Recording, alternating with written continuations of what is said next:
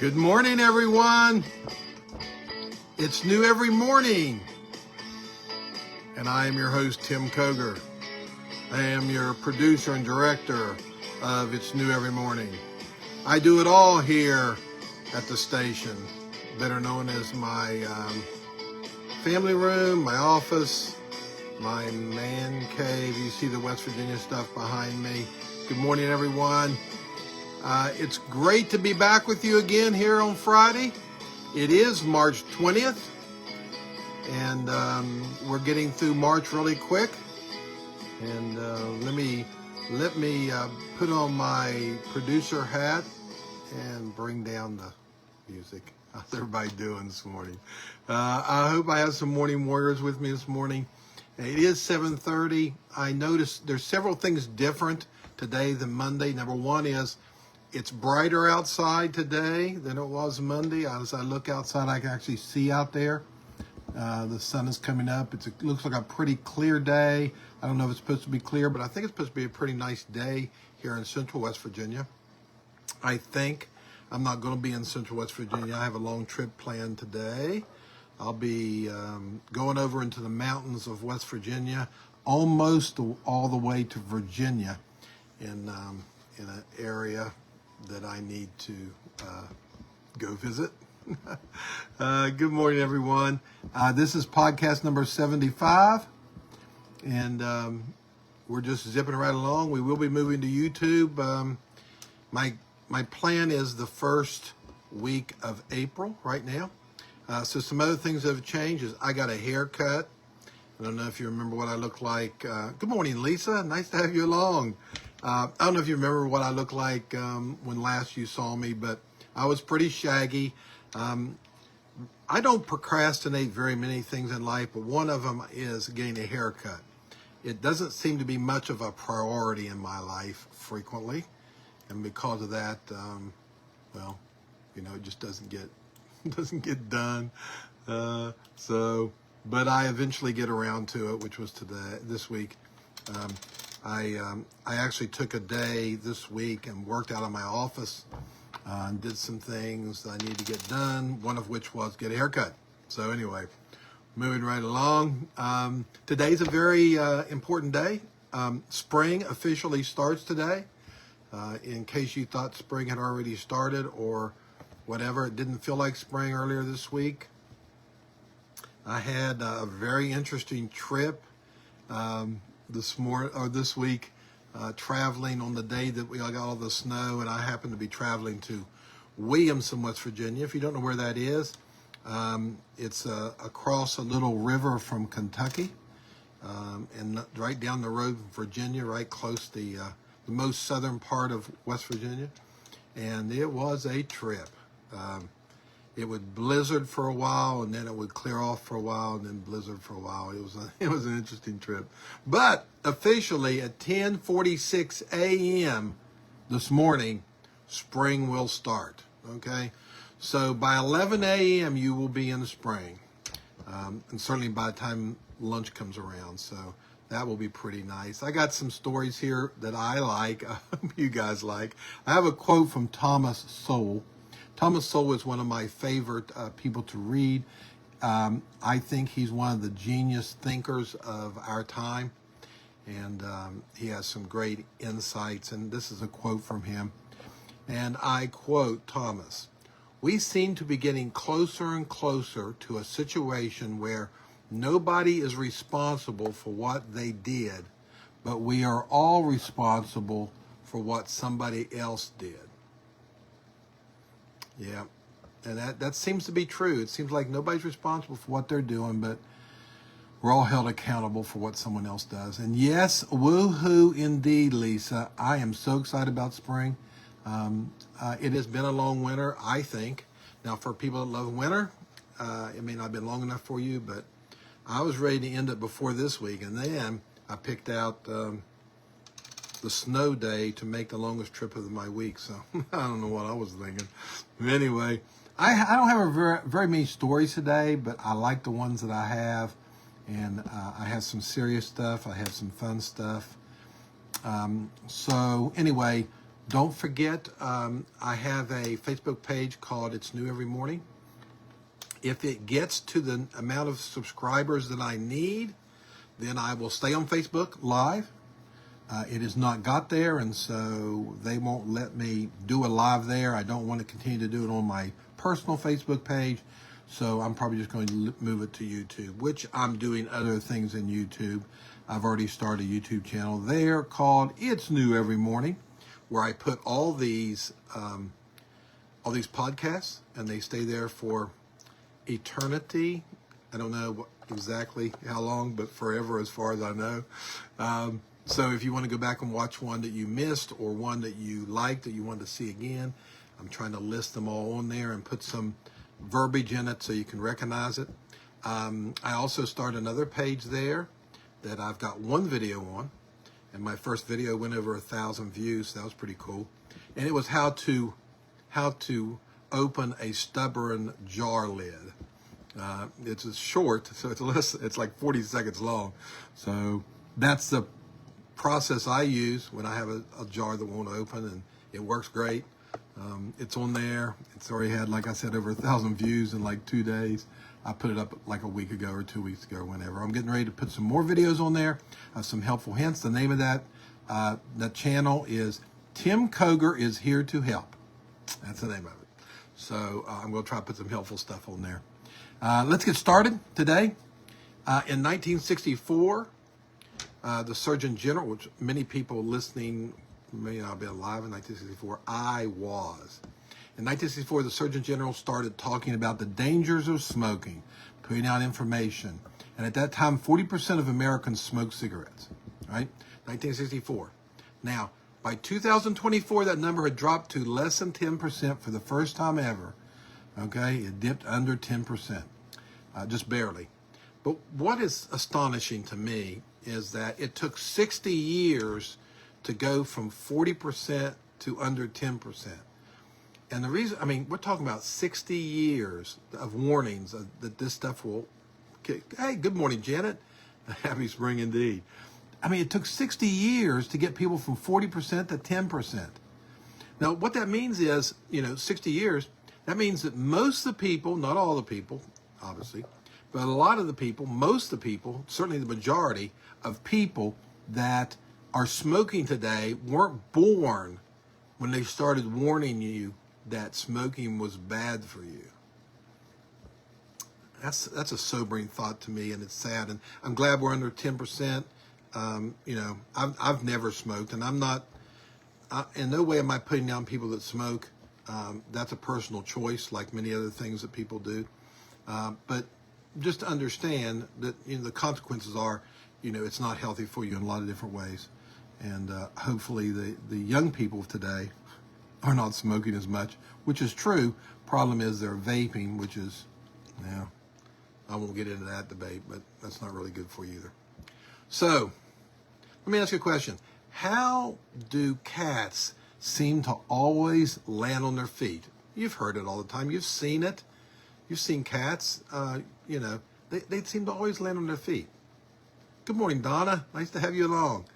Well, they did some researchers in Japan did some studying on this, because it's important stuff, how do cats land on their feet? Well, anyway, not that important, but it's kind of interesting. So they have a new understanding of how it happens. Now, in a recent study, they analyzed the video, and they conducted, a lot of stuff on the cats and took X-rays, and I don't know what all they did, but they learned that the cat's spine. Now they did all these experiments safely, of course. They didn't hurt any cats. So what they did is, they dropped these cats onto cushions 3 feet, not very far really, 3 feet, and on the cushions. Nobody got hurt. No cats got hurt. No people doing the study got hurt. No one got hurt. But after the study, they really looked the footage over and stuff, and took all the stuff, and they learned that the upper vertebrae on cats is extremely flexible. The upper area is extremely flexible, but the lower, like lumbar area, vertebrae were really stiffer and heavier. Well, word was hard for me to say. And because they were stiffer and heavier, that created a gravity balance where it made it very easy for them to flip over. Now they learned some other things about this today that I think is interesting, and I'll have to drop a cat 3 feet onto a cushion to see how it goes, but in my own personal life. But the cats showed a preference to land on the right side, to go to the right side when landing. And the first cat, 100% of the time. 100% of the time went to the right. The other one turned to the right 6 out of 8 times. So it's obvious for some reason they go to the right. Now, they don't know they didn't figure that stuff out, okay? But, with all that said, cats are not, cats can get hurt, okay? Good morning, Tom. Cats can get hurt, falling, okay? So we don't really recommend that you do any of these experiments with cats at home necessarily. Now, if you do, be very careful and be very safe. 3 feet is all the higher it needs to be. Put some cushion landing under them and see if they turn. Oh, I'm sorry. I'm almost encouraging people to do that. So we'll move on to the next story. Now, 100 years back, on March 16th, 1926, Robert Goddard launched the first ever liquid-fueled rocket. I mean, the first ever, 1926, okay? Long time ago. But the liquid fuel rockets were eventually, provide power to send humans to the moon and do all these other different things, okay? Liquid-powered rockets are, mainstay for now. Now, his experiment in 1926 was small. It only flew for 42 seconds. It reached a height of 184 feet. And of course, it sustained some damage when it came back down. They didn't do the parachute stuff or anything like that.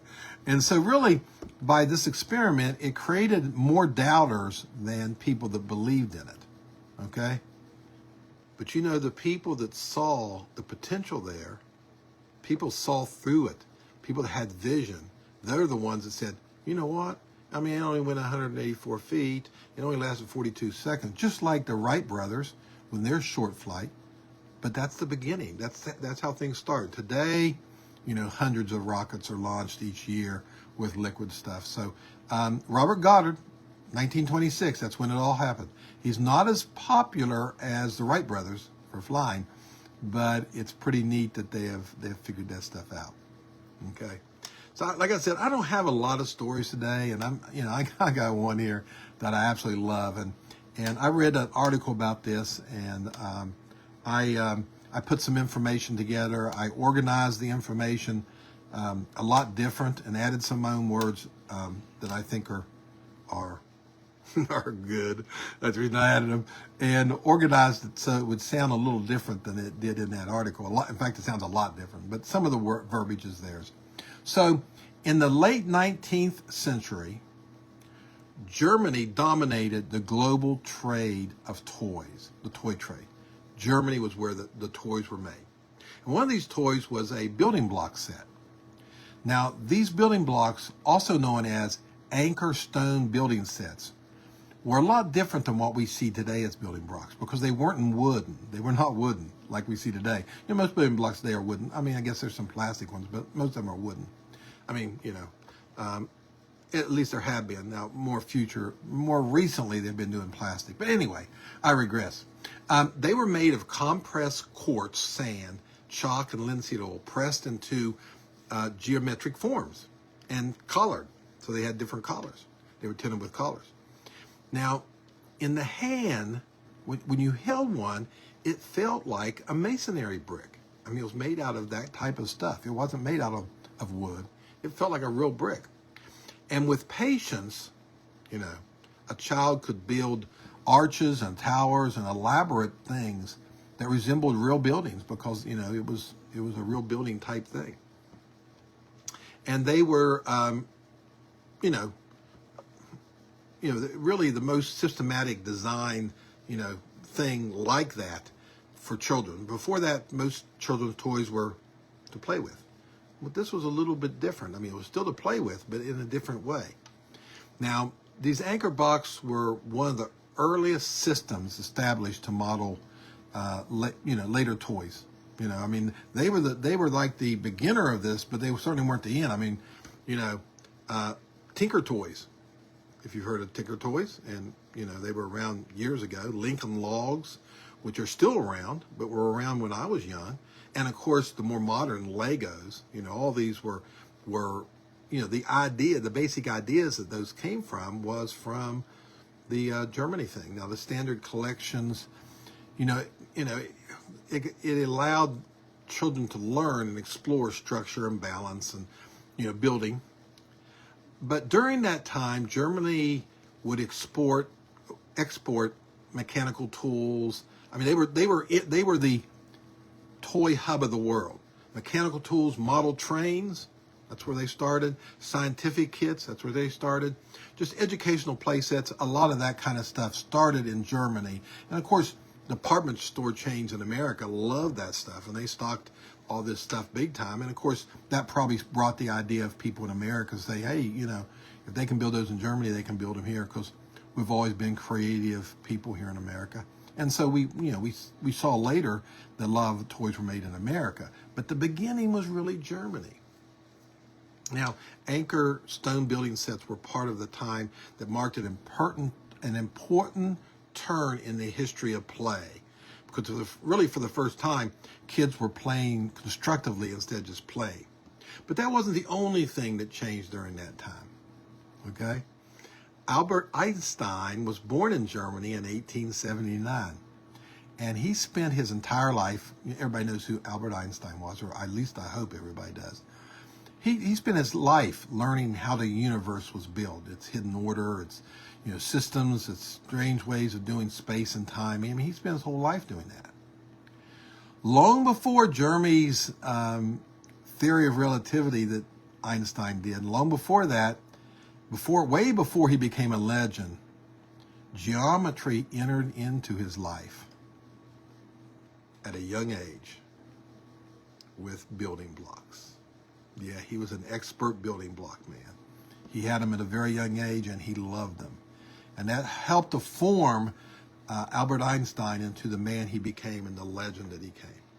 So I would just love that story. And, you know, that's the way a lot of times it is. Our young children, a lot of times, you know, they grow up a certain way.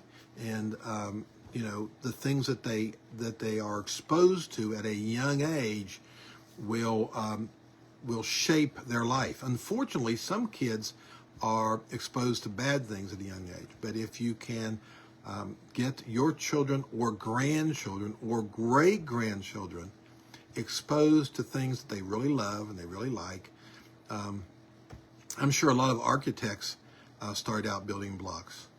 You know, they just love building things. Anyway, well, listen, that's all I have for today. I hope you've enjoyed these stories. I will be back Monday morning with some more information, more stuff. Feel free to go in and check out It's New Every Morning on Facebook. Like it. If those likes get high enough, I'll stay on Facebook. If not, I'll be moving to YouTube, where they will let me put live videos on immediately on my channel.